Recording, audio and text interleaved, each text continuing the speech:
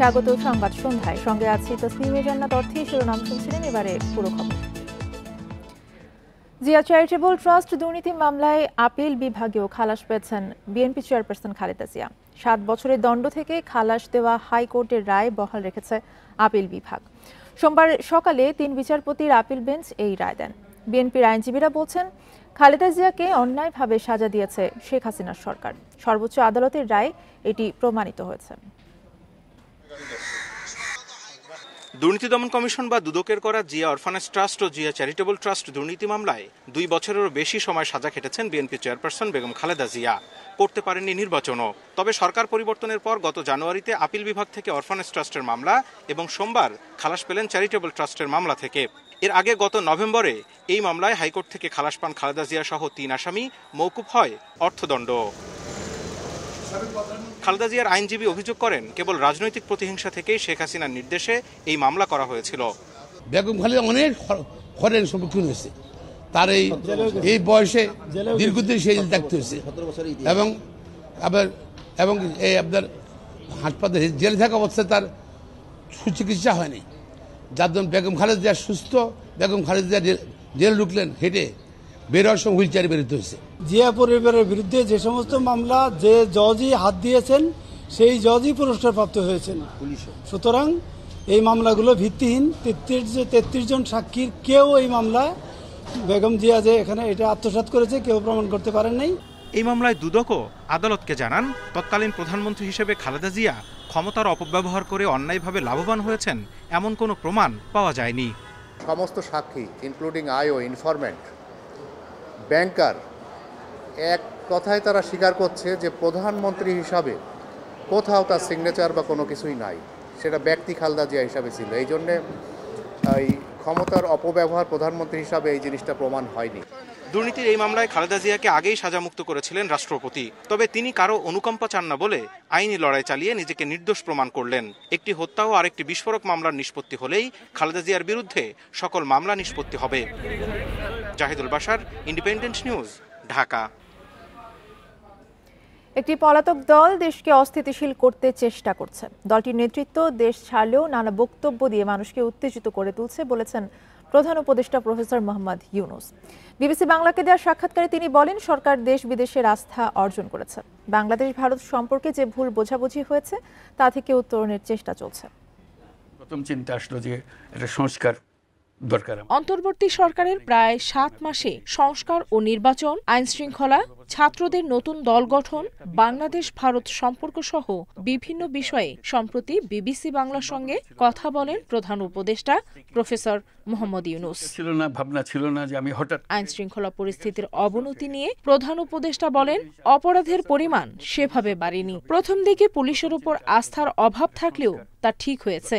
অন্তর্বর্তী সরকারের ওপর দেশের মানুষের আস্থা আছে। আমরা কোনো এক্সপার্ট এসে এখানে বসে নাই, আমরা এসেছি যার যার জগৎ থেকে এসেছি, নিজের মতো করে চেষ্টা করছি কিভাবে করতে পারি। তার মধ্যে ভুলভ্রান্তি হতে পারে, কিছু ভালো করেছে, কিছু ভালো করতে পারিনি, এটা হতে পারে, এটা আমি অস্বীকার করছি না। প্রধান উপদেষ্টা বলেন, জুলাই আন্দোলনে পলাতক দলটির নেতৃত্ব দেশকে অস্থিতিশীল করার সর্বাত্মক চেষ্টা করছে। নানা বক্তব্য দিয়ে দেশের মানুষকে উত্তেজিত করে তোলা হচ্ছে। তারা মাঝামাঝি ঘোষণা করছে, বক্তৃতা দিচ্ছে, অ্যাড্রেস করছে, আমরা সবাই শুনছি, মানুষ উত্তেজিত হচ্ছে, জাগো, কাজে নামো, ইত্যাদি ইত্যাদি অনেক আহ্বান জানাচ্ছে না, কর্মসূচি দিচ্ছে, হরতাল করো, অমুক করো। আওয়ামী লীগ নিষিদ্ধ হবে কিনা এমন প্রশ্নের জবাবে প্রফেসর ইউনূস বলেন, এই দেশ থেকে কারো অধিকার কেড়ে নেয়ার কোনো উপায় নাই, তবে যে অন্যায় করেছে তার বিচার হতে হবে। রাজনৈতিক দলগুলোর সঙ্গে কোনো আস্থার অভাব হয়নি। যারা নতুন দল করেছে তারা সরকার থেকে ইস্তফা দিয়েই দল করেছে। প্রধান উপদেষ্টা জানান, বিএনপি সহ বিভিন্ন দলের নেতারা জানিয়েছেন তারা সরকারের সঙ্গে আছেন। সবাই সমর্থন করছে, সবাই চাচ্ছে যে সুন্দরভাবে দেশ চলুক, তাদের মধ্যে ঐক্য আছে, সবার মধ্যে ঐক্য আছে। রাজনৈতিক বক্তব্যের মধ্যে অনেক তফাৎ আছে, কিন্তু তার মানে এই নয় তার ঐক্যের মধ্যে ফাটল ধরেছে, এরকম কোনো ঘটনা ঘটেনি। 5 আগস্টের পর ভারত বাংলাদেশ সম্পর্কে টানাপোড়েন দেখা দিলেও দুদেশের পরস্পরের উপর নির্ভরশীলতা অনেক বেশি। একটা ভুল বোঝাবুঝি হয়ে গেছে, যা থেকে উত্তোলনের চেষ্টা চলছে বলেন তিনি। আমাদের পরস্পরের উপর নির্ভরশীলতা এত বেশি এবং আমাদের ঐতিহাসিকভাবে, রাজনৈতিকভাবে, আমাদের অর্থনৈতিকভাবে আমাদের সম্পর্ক এত ক্লোজ সম্পর্ক, সেটার থেকে আমরা বিচ্যুত হতে পারবো না। প্রধান উপদেষ্টা বলেন, সংস্কার প্রক্রিয়া শুরু হলেও সংলাপ শুরু হতে দেরি হচ্ছে। নির্বাচনের আগে ও পরে কি সংস্কার হবে সেটি বিভিন্ন দলের সঙ্গে সংলাপেই নির্ধারিত হবে। সুপারিশের ওপর রাজনৈতিক ঐক্যমত নিয়ে জুলাই চার্টার তৈরি হবে। আমি আস্থাতে ফিরে যাই, দেশ বিদেশের আস্থা। নুরসেলিনা শিউলি, ইন্ডিপেন্ডেন্ট নিউজ, ঢাকা। অবৈধ সম্পদ অর্জনের অভিযোগে রাজধানীর উন্নয়ন কর্তৃপক্ষ রাজুকের চেয়ারম্যান অবসরপ্রাপ্ত মেজর জেনারেল সিদ্দিকুর রহমানের বিরুদ্ধে অনুসন্ধান শুরু করেছে দুদক। ফেব্রুয়ারির মাঝামাঝি তার বিরুদ্ধে অভিযোগ জমা হলে যাচাই বাছাই শেষে সোমবার অনুসন্ধানের সিদ্ধান্ত নেয় কমিশন। সিদ্দিকুর রহমানের বিরুদ্ধে অনুসন্ধান করতে দুদকের পরিচালক আবুল হাসনাতকে দলনেতা নিয়োগ করা হয়েছে। অনুসন্ধান দলের অন্য সদস্যরা হলেন সহকারী পরিচালক বিশান ঘোষ ও উপসহকারী পরিচালক আফিয়া খাতুন। সিদ্দিকুর রহমানের বিরুদ্ধে ক্ষমতার অপব্যবহার, অনিয়ম ও দুর্নীতির মাধ্যমে পূর্বাচল নতুন শহর প্রকল্প সহ বিভিন্ন প্রকল্পের অর্থ আত্মসাতের অভিযোগ রয়েছে। অনিয়মের মাধ্যমে অর্জিত সম্পদ নিজের ও অন্যদের নামে রাখার অভিযোগও রয়েছে তার বিরুদ্ধে। প্রাথমিক অনুসন্ধানে তথ্য প্রমাণ পাওয়া গেলে শিগগিরই সিদ্দিকুর রহমানের বিরুদ্ধে মামলা হবে বলে জানিয়েছে দুদক।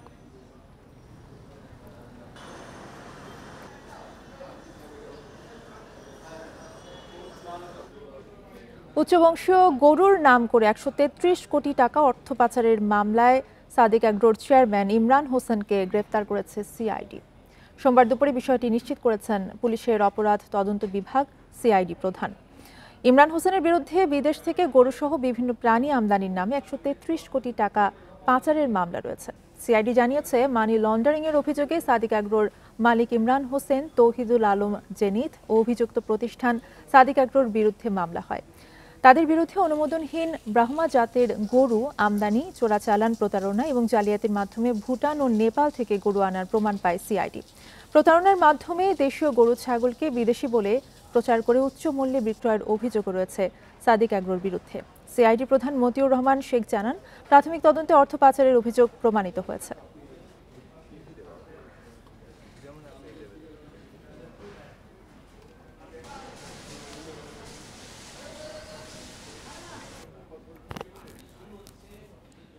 দেশে বাইরে বিশেষ করে উনি গরু আমদানি করেছেন, ভুয়া তথ্য দিয়ে তখন টাকা পাঠিয়েছেন, নানাভাবে করেছে। যেটা আমি আপনাকে বারবারই বলছিলাম যে প্রাথমিক অনুসন্ধানে আমরা এত টাকাটা পেয়েছি, অর্থাৎ ওনার খামারের সংক্রান্ত বিভিন্ন জিনিস উনি লাইভ গরু ছাগল আনার ক্ষেত্রে, আমদানি করার ক্ষেত্রে উনি এটা করেছেন। অপারেশন ডেভিল হান্টের লক্ষ্য আরও সুনির্দিষ্ট করা হচ্ছে বলে জানিয়েছেন স্বরাষ্ট্র মন্ত্রণালয়ের সিনিয়র সচিব নাসিমুল গনি। সোমবার দুপুরে সচিবালয়ের সাংবাদিকদের কাছে কথা জানিয়েছেন তিনি।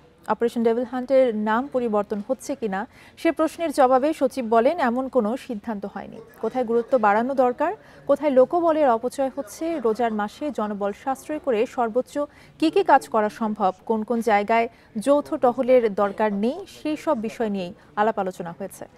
সরকার রাজধানীর আইন শৃঙ্খলা নিয়ন্ত্রণে বেশি নজর দিচ্ছে। ঢাকার ছিনতাই, চুরি রোধে গুরুত্ব দেওয়া হচ্ছে। ঈদ সামনে রেখে আইন শৃঙ্খলা বাহিনীকে বিশেষ নির্দেশনা দেওয়া হয়েছে। মবের বিষয়ে আগে থেকে অনুমান করা কঠিন জানিয়ে তিনি বলেন, মব রোধে অন্যের অধিকারকে সম্মান জানাতে হবে। আমরা এমনি ঢাকা শহরের দিকে মনোযোগ দিচ্ছি। ওই যে ছিচকা যেগুলা সমস্যা হচ্ছে, এগুলো নিয়ন্ত্রণের মধ্যে আনার চেষ্টা করছি। এই সময়টায় জনবলের সাশ্রয় করে আমরা ম্যাক্সিমাম কি কি কাজ করতে পারি এবং কোন কোন জায়গা থেকে আমাদের কার্যক্রম হয়তো যৌথ পেট্রোলের দরকার নাই বা কি, সেগুলো আলাপ আলোচনা করেছি। আমরা একটা মোর ফোকাসড ওয়েতে করার চেষ্টা করা হচ্ছে। প্রাথমিক বিদ্যালয়ের সহকারী শিক্ষক পদে সুপারিশপ্রাপ্ত ৬,৫৩১ জনের নিয়োগে বাধা কাটল। তাদের নিয়োগ বাতিল করে হাইকোর্টের রায় স্থগিত করেছে আপিল বিভাগ। দুপুরে বিচারপতি আশরাফুল ইসলামের নেতৃত্বে ৩ বিচারপতির আপিল বেঞ্চ এই আদেশ দেন। আদেশের পর প্রায় ১ মাস ধরে চলা আন্দোলন প্রত্যাহার করেন নিয়োগ প্রত্যাশীরা। প্রাথমিকে সুপারিশপ্রাপ্ত ঢাকা ও চট্টগ্রাম বিভাগের ৬,৫৩১ জনের মধ্যে প্রায় ৫,৫০০ই বিভিন্ন কোটায় নিয়োগপ্রাপ্ত। এ দাবি করে মেধার ভিত্তিতে নতুন নিয়োগ চেয়ে রিট করেন নিয়োগ বঞ্চিত ১৫৪ জন। এতে সাড়া দিয়ে ৬,৫৩১ জনের নিয়োগের সুপারিশ বাতিল করে ৬ ফেব্রুয়ারি রায় দেয় হাইকোর্ট। এ নিয়ে সেদিন হাইকোর্টে নজিরবিহীন বিক্ষোভ করে নিয়োগ প্রত্যাশীরা। এরপর থেকেই মাসখানেক ধরে শাহবাগ প্রেসক্লাব সহ বিভিন্ন স্থানে আন্দোলন করছেন নিয়োগ প্রত্যাশীরা। পরে হাইকোর্টের রায়ের বিরুদ্ধে তারা সহ আপিল করে প্রাথমিক শিক্ষা অধিদপ্তর। আইনজীবীরা জানান ২০১৯ সালে সে সময়কার কোটা পদ্ধতি অনুযায়ী নিয়োগের সব প্রক্রিয়া শেষ হয়, কিন্তু হাইকোর্টের রায়ে চূড়ান্ত ফলাফল বাতিল হয়। বাংলাদেশে যে এই ৫ই আগস্টের শহীদদের রক্তের বিনিময়ে যে ন্যায় বিচার প্রতিষ্ঠা হয়েছে, আদালত যে স্বাধীন, সেটা আপনারা দেখতে পাবেন আজকের রায়ের ভিত্তিতে। হাইকোর্টের রায়ের কার্যকারিতা স্থগিত হয়েছে, সুতরাং তারা চূড়ান্তভাবে উত্তীর্ণ ব্যক্তি, তারা এখন যোগদান করবেন, কারণ যোগদানটাই তাদের বাকি ছিল। এই যোগদান উপলক্ষে ফাইনালি সিলেকশন হওয়ার পরে তারা বিভিন্ন জায়গায় যেখানে কর্মরত ছিল, সমস্ত কর্ম থেকে তারা কিন্তু অবসর গ্রহণ করে কিংবা পদত্যাগ করে শুধুমাত্র এই চাকরিতে যোগদান করার জন্য তারা সম্পূর্ণ প্রস্তুত ছিল। হাইকোর্টের রায় স্থগিত হয় খুশি নিয়োগ প্রত্যাশীরা। এখন দ্রুত বিদ্যালয়ে পদায়নের প্রত্যাশা তাদের।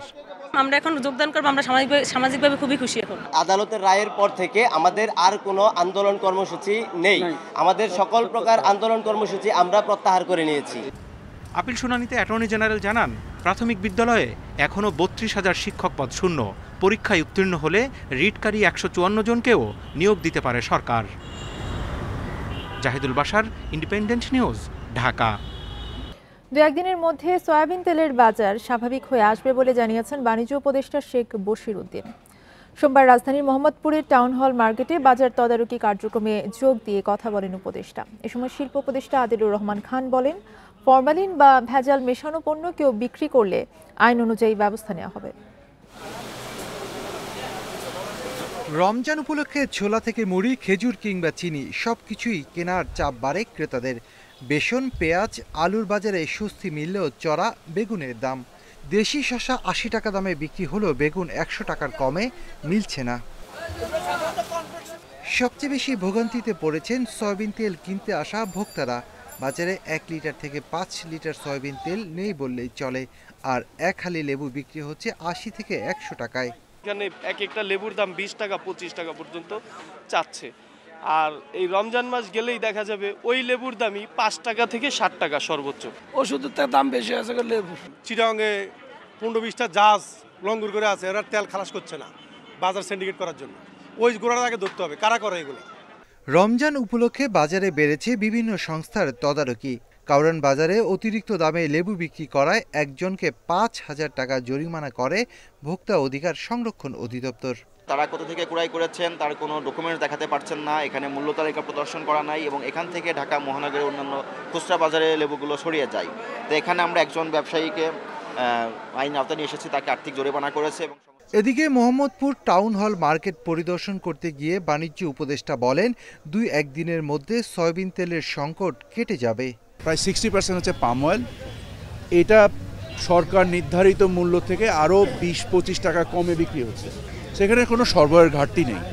সয়াবিন কেন্দ্রিক একটা সরবরাহ ঘাটতি রয়েছে বাজারে, যেটাকে অস্বীকার করার কোনো জায়গা নেই, এবং আমরা আশা করছি আজকে থেকে এটা সরবরাহ ব্যবস্থা উন্নতি হচ্ছে। বিএসটিআই সক্রিয় থাকবে, ফরমালিন বা ভেজাল প্রতিরোধের জন্য কাজ করবে। আজকে 4টা বাজারে যাওয়া হয়েছে। বাজার স্থিতিশীল রাখতে সব ধরনের পদক্ষেপ নেওয়া হচ্ছে বলে জানান দুই উপদেষ্টা। Shafil Alam Sujon, independent news, Dhaka.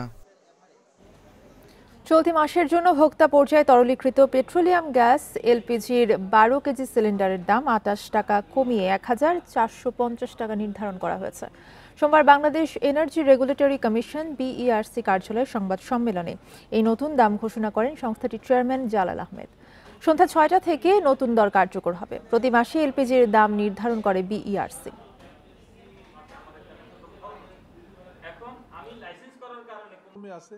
যারা ডিস্ট্রিবিউটর, কারণ ডিস্ট্রিবিউটরদের সমস্যা একরকম, যারা বটলা 12 কেজি সিলিন্ডারের মূল্য ফেব্রুয়ারি মাসে ছিল ১৪৭৮ টাকা, এটি ২৮ টাকা কমে মার্চ মাসে হবে ১৪৫০ টাকা। কোম্পানি বিক্রি করবে ১৩৫৫ টাকায়, পাইকারি বিক্রি হবে 1405 টাকায় এবং খুচরা বিক্রয় মূল্য 1450। ৪৯,০০০ কোটি টাকা কমে সংশোধিত বার্ষিক উন্নয়ন কর্মসূচির আকার হল 2,16,000 কোটি টাকা। সোমবার রাজধানীতে এনএসসির সভায় অনুমোদন পায় সংশোধিত এডিপি। সভা শেষে সংবাদ সম্মেলনে পরিকল্পনা উপদেষ্টা জানান, দুর্নীতি রোধে প্রকল্প প্রণয়ন এবং সরকারি ক্রয় পদ্ধতি আরও স্বচ্ছ করা হবে। চলতি অর্থবছরে জানুয়ারি পর্যন্ত 7 মাসে এডিপি বাস্তবায়ন হয়েছে 22 ভাগের কম, যা গত কয়েক বছর 30 ভাগ পর্যন্ত ছিল। সরকারের রাজস্ব আয়, বৈদেশিক ঋণের প্রাপ্যতাসহ বাস্তবায়ন সক্ষমতা বিবেচনায় সংশোধিত এডিপি কমিয়ে 2.5 লাখ কোটির নিচে নামানো হয়েছে। সোমবার প্রধান উপদেষ্টা ডক্টর মোহাম্মদ ইউনূসের সভাপতিত্বে এনইসি সভায় তুলে ধরা হয় বিভিন্ন মন্ত্রণালয় ও বিভাগ ভিত্তিক এডিপি বাস্তবায়নের হার, যেখানে স্বাস্থ্যসেবা বিভাগে মাত্র 5.15 ভাগ বাস্তবায়ন, স্বাস্থ্য শিক্ষা ও পরিবার কল্যাণ বিভাগে তা 0.4 ভাগ। সভা শেষে পরিকল্পনা উপদেষ্টা বলেন, জেলায় জেলায় হওয়া বিশ্ববিদ্যালয়ের কোথাও কোথাও ছাত্রদের চেয়ে শিক্ষক কর্মচারীর সংখ্যা বেশি। আমরা শুধু এখানে কাটছাঁট আর সংশোধন করছি, কিন্তু যেই চলমান প্রকল্পগুলো চলছে মন্ত্রণালয়গুলোতে, সেখানে তো প্রচণ্ড অনেক ক্ষেত্রে দুর্নীতি অনিয়ম হচ্ছে, কিন্তু সেটা পরিকল্পনা এসে সংশোধনের দরকার হয়নি। সেগুলো তো যদি থামিয়ে না দিতাম, যদি অনিয়ম বন্ধ না করতাম, তাহলে তো ওগুলো চলতেই থাকতো। তিনি জানান, প্রকল্প প্রণয়নের প্রক্রিয়ায় পরিবর্তন আনতে চায় সরকার, যেখানে স্থানীয় উপকারভোগীদের সঙ্গে মতবিনিময়, নকশাগত ত্রুটি দূর করার বিষয়ে গুরুত্ব পাবে। সরকারের প্রকিউরমেন্ট টেন্ডারিং প্রসেস, সেটা সংশোধন করে একটা প্রস্তাব করে ফেলেছি, যেটা 2-3টা কমিটি হয়ে গেছে, এরপরে মন্ত্রী বা উপদেষ্টা পরিষদের কমিটিতে পাস হবে। বিভিন্ন মন্ত্রণালয়ের প্রকল্প বাস্তবায়ন তদারকি জোরদারে ইলেকট্রনিক প্রজেক্ট ম্যানেজমেন্ট সিস্টেমে হালনাগাদ তথ্য দেওয়ার নির্দেশনা দেওয়া হয়েছে এনইসি সভায়। অর্থ মন্ত্রণালয় ছাড় দেবে না। Hari Saha, independent news, Dhaka. এবার ইফতার বাজারের খবর।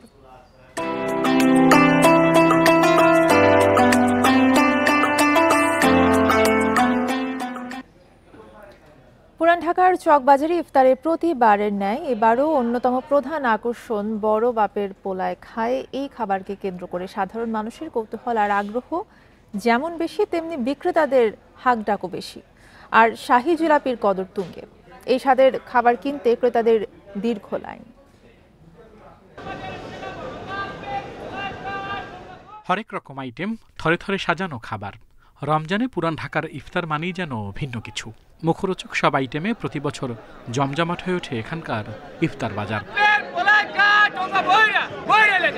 চকবাজারে ঢুকলেই কানে আসবে বড় বাপের পোলায় খায়, ঠোঙ্গায় কইরা নিয়ে যায়। খাবারটি পুরান ঢাকার প্রায় 80 বছরের ঐতিহ্যবাহী একটি জনপ্রিয় খাবার। এটি তৈরি করতে প্রায় 15 পদের খাবারের আইটেম ও 16 ধরনের মশলা প্রয়োজন। মোট 31 পদের যে মিশ্রণ তৈরি হয়, তারই নাম বড় বাপের পোলায় খায়। এতে আছে মুরগির মাংস, মাংসের কিমা, সুতি কাবাব, ডাবলি, গরুর মগজ, বুটের ডাল, ডিম, আলু, ঘি, বাদাম, কাঁচা ও শুকনো মরিচ সহ নানা রকম মশলা। মান ও দোকান ভেদে এটি বিক্রি হচ্ছে 800 থেকে 1200 টাকায়। ইফতারে মন ভোলাচ্ছে শাহী জিলাপি, বিক্রি হচ্ছে 320 টাকা কেজিতে।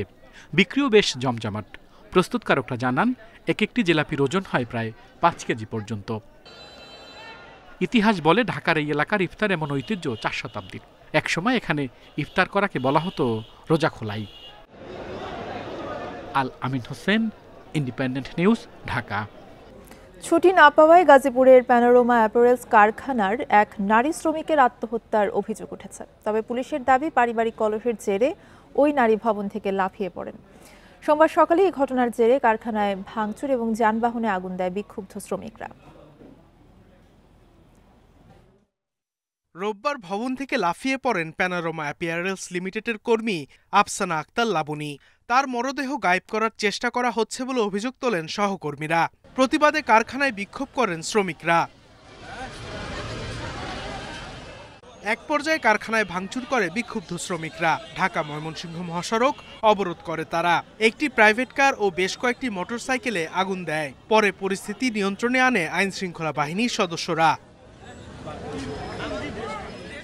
শ্রমিকদের দাবি, অসুস্থতার কারণে ছুটির আবেদন করে লাবণী। না দেওয়ায় আত্মহত্যা করে সে। লাইন ছুটি নিবার কাছে লাইন ছুটি নিবার না, লাইন ছুটি হলো দেয় না, সুপারভাইজার গেট পাইতেছে, এর সাজা দেয় না। ছুটি দেয় নাই। ওরা আমরা 7 জনে নামাজ পড়তে গেছিলাম 1টা বাজে, দেখছি মুনাজাতে অনেক কান্নাকাটি করছে। খাওয়া দাওয়ার প্রয়োজন আছে, রেস্টের প্রয়োজন আছে, সেটা কোথায়? শীতকালের কথা বলে এগুলো করে ঘটনাটা বলেন। তবে পুলিশ বলছে পারিবারিক কলহের জেরে আত্মহত্যা করেছেন। লাবণীর স্বামীকে গ্রেপ্তারও করা হয়েছে। এই পারিবারিক দ্বন্দ্বের জের ধরেই উনি আত্মহত্যার পথটা বেছে নেন এখান থেকে লাফ দিয়ে। তো পরবর্তীতে আমরা এই ঘটনায় ওই স্বামীকে আসামি করে আত্মহত্যার প্ররোচনা 306 ধারায় একটি মামলা নেই এবং রাতে আমরা এই আসামিকে গ্রেফতার করি। শ্রমিকরা সকালে এসে এই প্যানোরামাতে এই বিষয়টাকে একটা গুজব সৃষ্টি করে এই প্যানোরামা গার্মেন্টসটিকে প্রথমে ভাঙচুর করে। এবং অপ্রীতিকর ঘটনা এড়াতে ভোগড়া বাইপাস, নাওজোর ও ইটহাটা এলাকার 12টি কারখানায় ছুটি দেওয়া হয়েছে। Independent news. এবছর নিপা ভাইরাসে আক্রান্ত 3 জনের সবাই মারা গেছেন। বিকেলে এই তথ্য জানিয়েছে স্বাস্থ্য অধিদপ্তর। আক্রান্ত প্রথম ব্যক্তি পাবনা জেলার রাজশাহী মেডিকেলে মারা যান তিনি। পরে বরিশাল মেডিকেলেও মারা যান একজন। সবশেষ চলতি সপ্তাহে ফরিদপুর মেডিকেলে আরও একজনের মৃত্যু হয়। 3 জনেরই বয়স ছিল 40 বছরের কম। আইইডিসিআর বলছে খেজুরের কাঁচা রস খেলে নিপা ভাইরাস হতে পারে। বাদুড়ের মাধ্যমে খেজুরের কাঁচা রসে এই ভাইরাস আসে, এতে মৃত্যু ঝুঁকি অনেক বেশি।